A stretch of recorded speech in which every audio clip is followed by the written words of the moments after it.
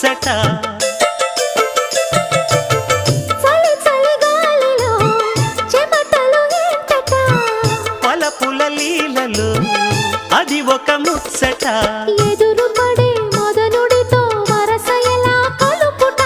తెరలు విడే తరుణములో తెలియనిదే ముందట మాయదారి ప్రేమలో